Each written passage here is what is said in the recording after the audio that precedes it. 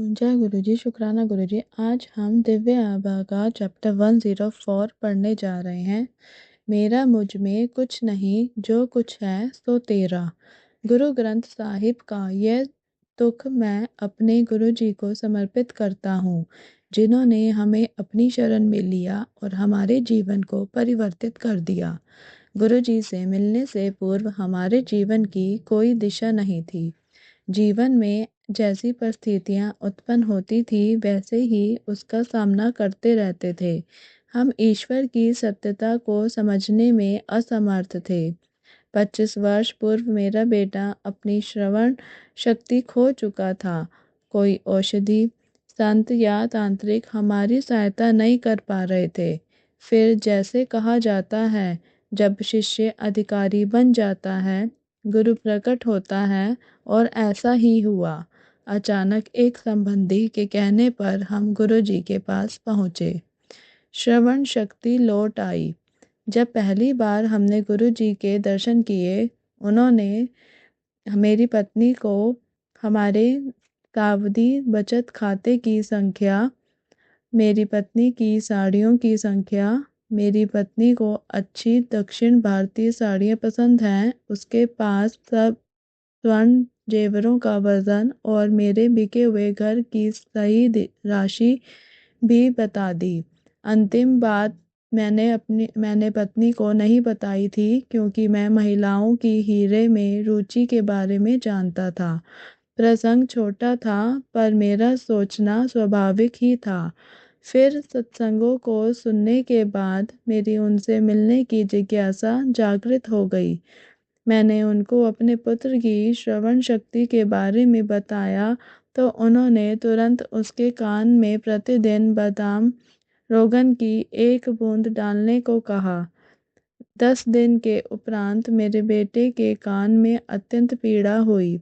जब मैंने गुरु जी से उसका उल्लेख किया तो वह बोले कि कल्याण हो गया, 20% ठीक हो गया और अब धीरे धीरे पूर्णतः ठीक हो जाएगा। उन्होंने मेरे पुत्र की श्रवण शक्ति का परीक्षण भी करवाने को कहा। मेरी प्रसन्नता की सीमा नहीं रही जब मेरे पुत्र ने अपने कानों से उपकरण निकालते हुए कहा कि शोर बहुत अधिक है। गुरु कृपा से वह 25 वर्ष के बाद सुन पा रहा था। मुझे आभास हुआ कि मेरी खोज कितनी अधूरी थी।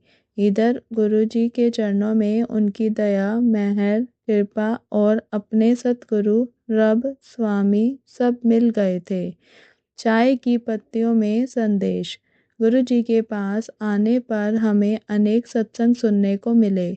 भक्त अपने निजी अनुभव सुनाते थे और बताते थे कि उन्होंने गुरु जी को विभिन्न परिस्थितियों और विभिन्न रूपों में देखा है।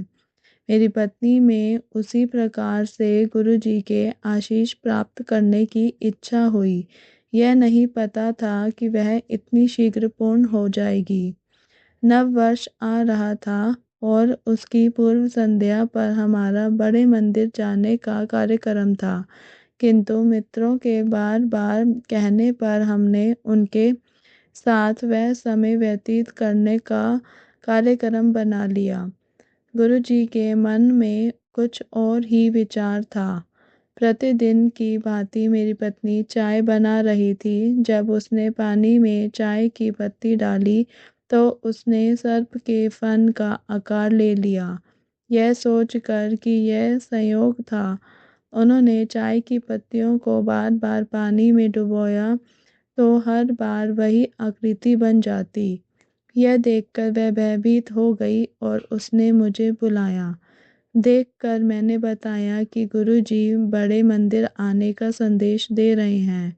पर मात्र इतना ही नहीं था, वास्तव में यह परोक्ष रूप से गुरुजी की कृपा थी। गुरुजी ने मेरी पत्नी को वहां पर नृत्य कार्यक्रम में भाग लेने को कहा और उसका 25 वर्ष से चला आ रहा पीठ दर्द समाप्त हो गया। नास्तिक को पाठ मिला। कुछ वर्ष पूर्व मैं अपने एक मित्र के साथ अपने खेत पर जा रहा था। मेरे मित्र नास्तिक थे, जिन्हें शब्द कीर्तन, गुरु चर्चा इत्यादि धार्मिक कर्म व्यर्थ लगते थे। उन्होंने कहा कि चमत्कार होने के बाद ही वह गुरुजी पर विश्वास करेंगे।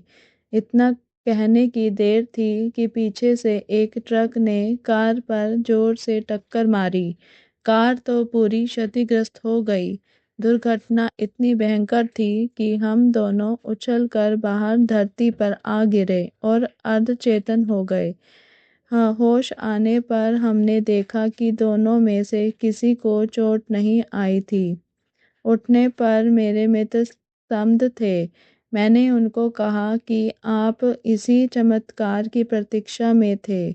यदि हम गुरुजी के बारे में बात नहीं कर रहे होते तो किसी भी प्रकार से राष्ट्रीय राजमार्ग पर ऐसी दुर्घटना में चोट लगे बिना बच नहीं पाते। उनकी आंखों में आंसू आ गए और उन्होंने हाथ उठाकर गुरुजी को धन्यवाद किया। जब मैंने गुरुजी से इस बात का उल्लेख किया तो वह बोले कि हमें कोई हानि नहीं हो सकती थी क्योंकि वह हम पर दृष्टि बनाए हुए थे। मुझे एक प्रसंग याद आ रहा है। मनुष्य को ईश्वर का सबसे बड़ा उपहार संतान है। यह मेरी भांजी के साथ हुआ। चिकित्सकों के सब प्रयास निष्फल हो गए थे। उसे 7 वर्ष से संतान नहीं हुई थी और इसकी अब आशा भी नहीं थी।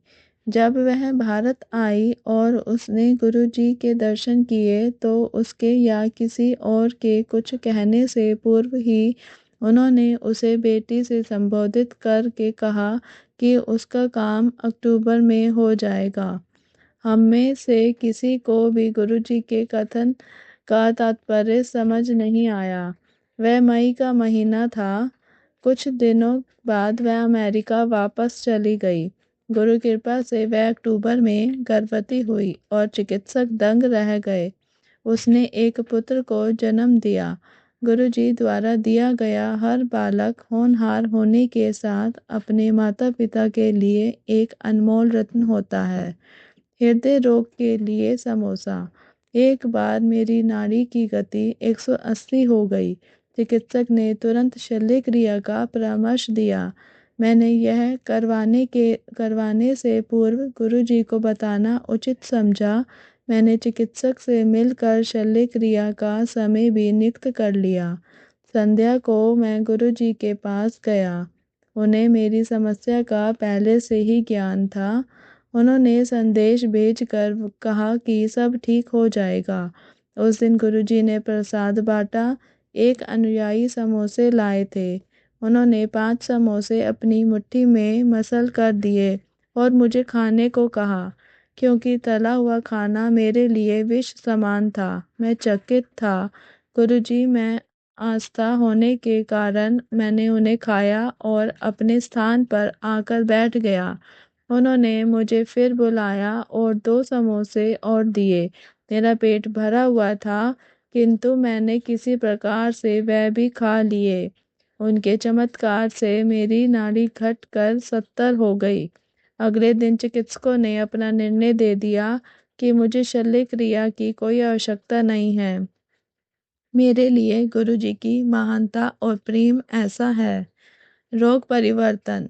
गुरुजी ने मेरे भांजे के रोग को परिवर्तित कर एक और अद्भुत और निराला चमत्कार किया। मेरी बहन का पुत्र छुट्टी पर दिल्ली आया था और पिछले कुछ दिनों से वह खांसी और ज्वर से पीड़ित था।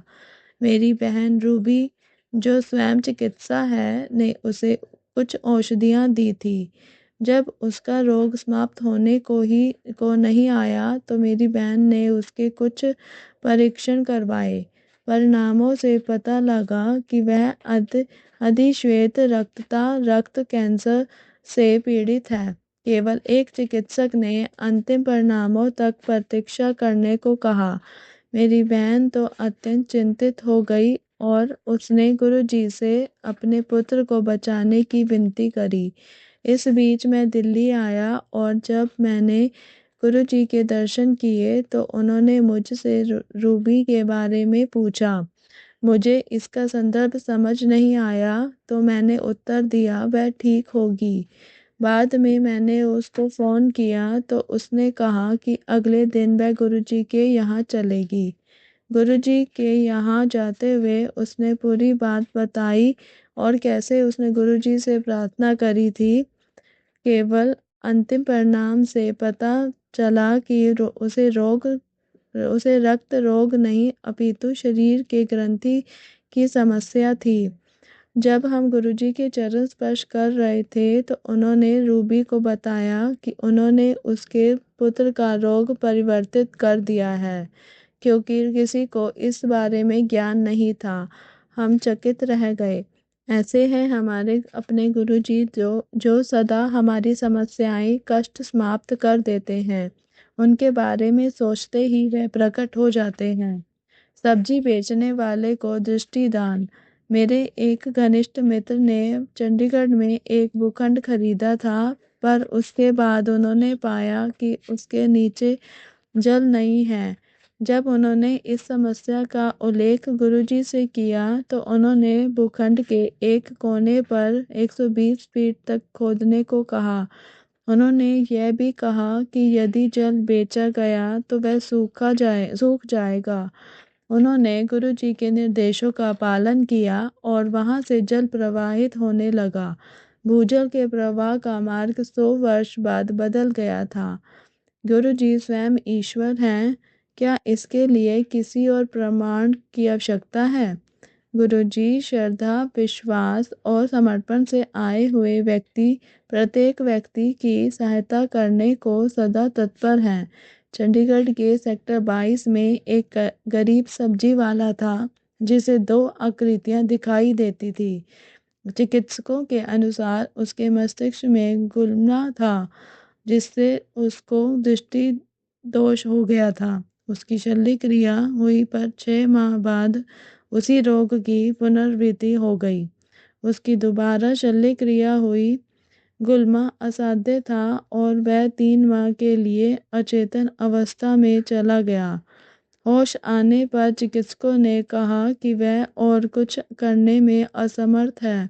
उसकी माँ उसे घर ले आई।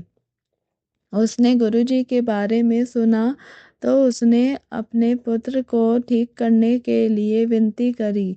गुरुजी ने उसे 10 मूंगफली सूर्यास्त से पहले जल में भिगोकर सूर्योदय से पूर्व उसकी गिरी खाकर उसके छिलके आंखों पर कुछ देर रखने को कहा। यह 10 दिन तक करना था। उसकी दृष्टि ठीक हो गई, असाध्यता समाप्त हो गई और वह अब भी स्वस्थ आनंद है। ये गुरु कृपा है। मैं गुरुजी के चमत्कारों के बारे में घंटों तक लिख सकता हूँ और घंटों तक उनके गुणगान कर सकता हूँ, क्योंकि सदा मुस्कुराते हुए प्रभु ने मेरे परिवार और पूरी संगत को एक अभेद्य रक्षा कवच का आश्रय दिया हुआ है। यदि किसी पृथ्वी पर कहीं स्वर्ग है तो वह केवल यहाँ है और यहीं है। जय गुरुजी, शुक्राना गुरुजी। इसी के साथ दिव्य आभा का ये चैप्टर समाप्त होता है। कल हम दिव्य आभा में पढ़ेंगे दिशा दर्शन। जय गुरुजी, शुक्राना गुरुजी। मेरी वॉइस में अगर किसी को पसंद आए तो चैनल को लाइक, शेयर और सब्सक्राइब करना ना भूलें। ओम नमः शिवाय। शिवजी सदा सहाय। ओम नमः शिवाय। गुरुजी सदा सहाय।